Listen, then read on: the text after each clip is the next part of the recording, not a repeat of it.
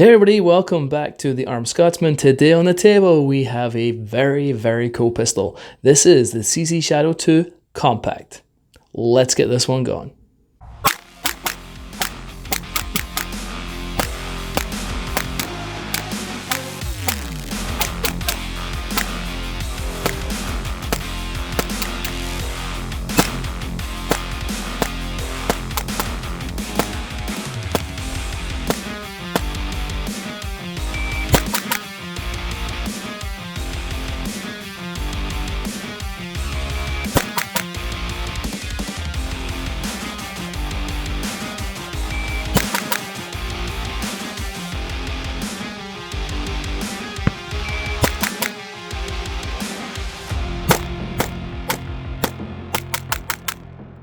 Alright folks, as I said, this is a CZ Shadow 2 Compact. I have reviewed the full-size CZ Shadow 2 and I freaking loved it. One of my favorite guns I have personally shot. I really do like it that much. So when the compact version was coming out, I was like, I have to get a hold of one of these. It's been very difficult. I do finally have one on the table to go over with you today. So essentially what CZ were trying to do is take their CZ2 full-size and put it into more of a compact package.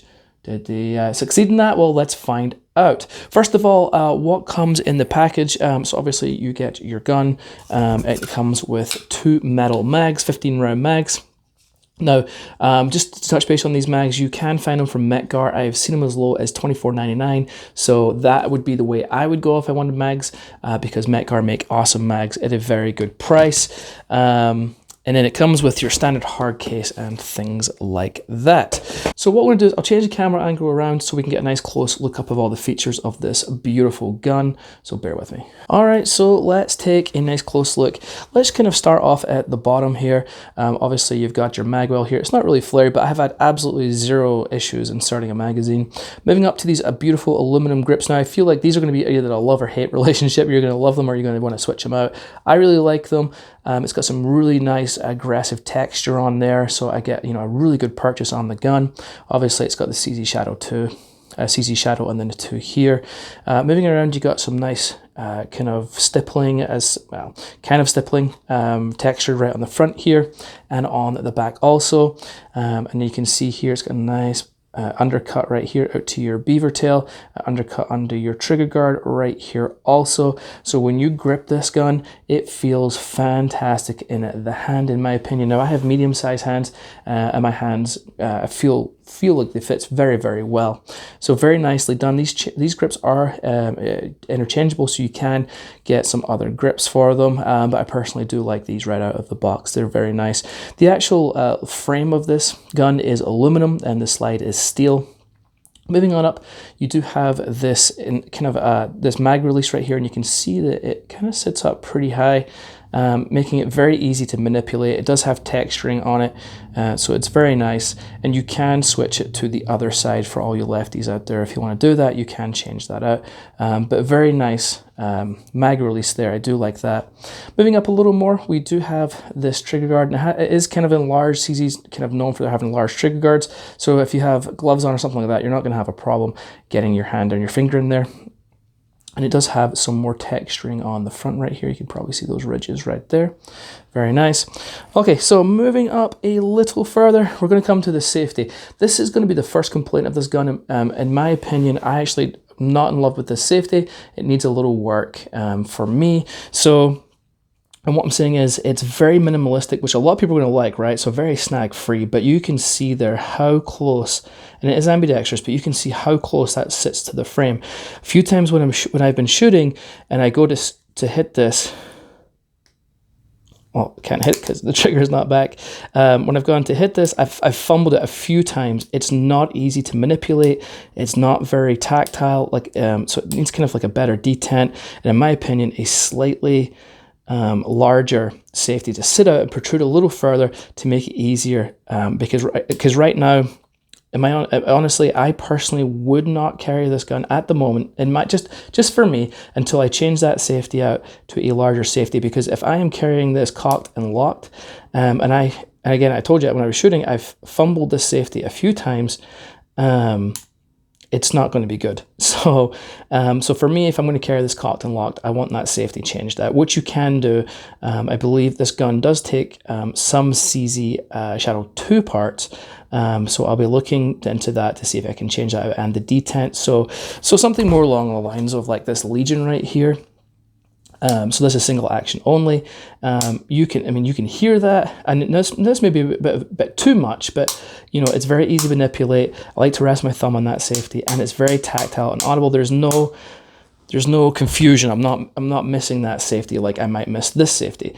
And honestly, this is only one of the things that I would really change about this gun, is this safety. I'm not a big fan. Anyway, okay, so moving along, you do have your slide catch. And you can slide release right there. It does protrude a little further out, which is nice. As you can see here, it doesn't sit in. Again, if the safety sat out just a little bit more like this, it would make a night and day difference for me personally. So as I say, you've got your beaver tail here, you've got a skeletonized hammer. This is a double action, single action pistol. It does not have a decocker, which I think some people, you know, when you go to double action, single action, some people prefer to have a decocker. Again, this is going to come down to personal preference. Some people might just want to, you know, carry this cocked and locked, or you can carry it half cocked.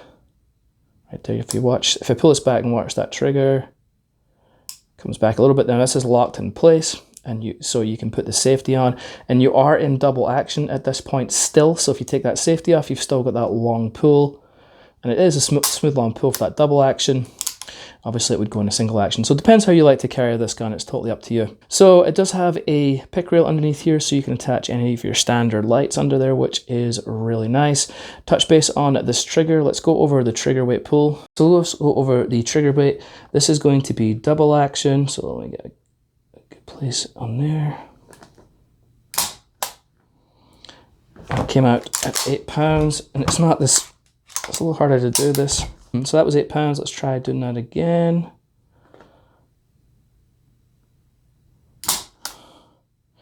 8 pound pull again. So it's an 8 pound pull. So for that double action. Now, this is one of the other things that I want to mention. Again, I have medium sized hands, right? When we're in double action, you can see here the trigger sits pretty far forward compared to something. Now this is an upgraded Glock, but you can see how that Glock trigger sits right there. And even on my single action only Legion, it doesn't sit very forward. Now with medium sized hands, sometimes if I'm not on this grip properly and I go to put my index finger up here, you can see I'm barely getting on that trigger, and the trigger is a little slippery, like it's very smooth, right?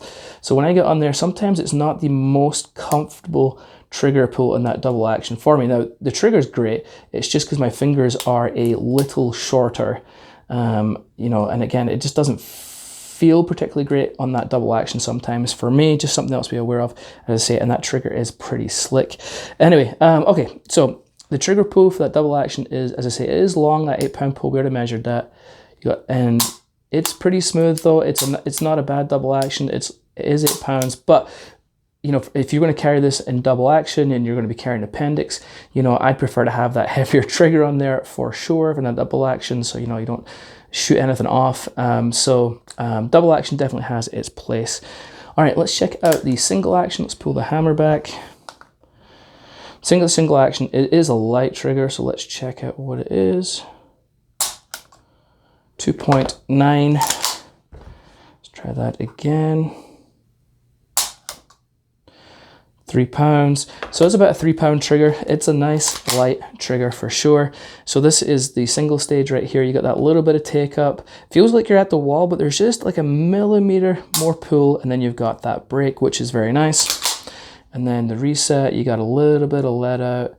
And it is a forceful let out, and you heard it there. So tactile and audible. Trigger out of the box is very, very nice on this Shadow 2.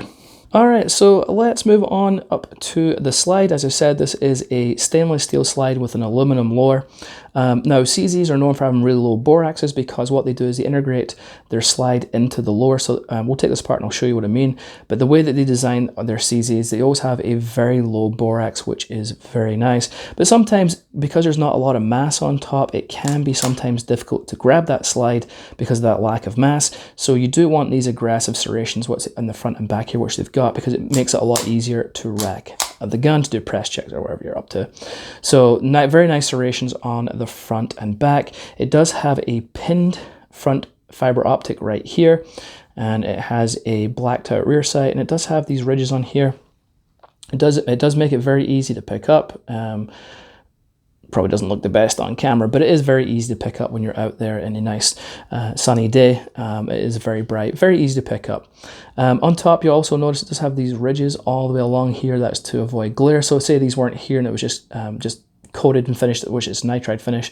You might get some glare off of there. They put these on to stop any kind of glare. Now we come back to the back here, we have an optics plate, which obviously this is optics ready. You can take these 2 screws out, and you need to buy a plate to fit this gun. Any CZ Shadow 2 plate will fit the compact. Be aware when you remove this plate, you will lose this rear sight. Oh, and I forgot to mention, it is adjustable for height and elevation, windage and elevation, excuse me. So when you take this optics plate off, you will lose that rear sight.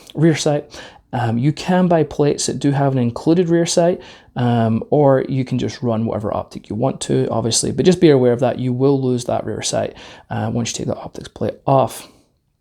So that is there, and you can see it's got the Shadow 2. Very nice indeed. Underneath this top here, we do have a 4-inch cold hammer forged barrel as well. Let's go over kind of the length. This is my Glock 19. I do have a Radian on here, so bear that in mind when I put these together. So I'm going to put I'm not going to put the beaver tail on there. I'm just going to put the back of the actual pistol. Now if you go from the back of the pistol to there, it is technically a little shorter than the Glock, even obviously disregarding the Radian. Now if you go to the beaver tail, let me get that to there. Obviously the compact is a little longer, but the actual frame of the gun, I would say the CZ Shadow 2 is a little shorter, excluding the beaver tail. Well, other than that, I would say it's pretty similar in size. The grip's a little less on the Shadow 2 also.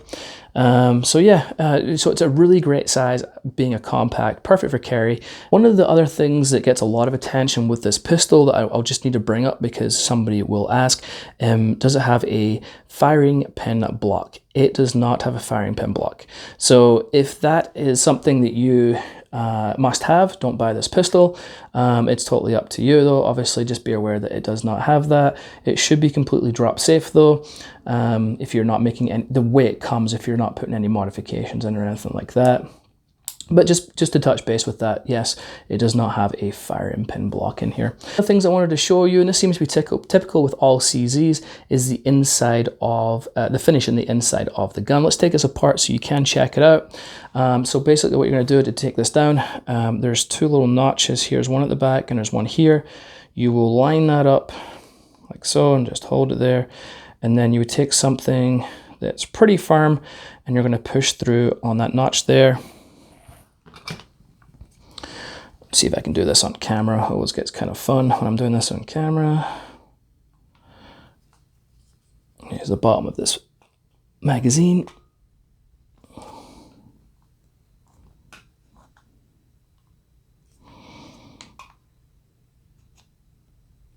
right, you heard that pop there, and just pull that out.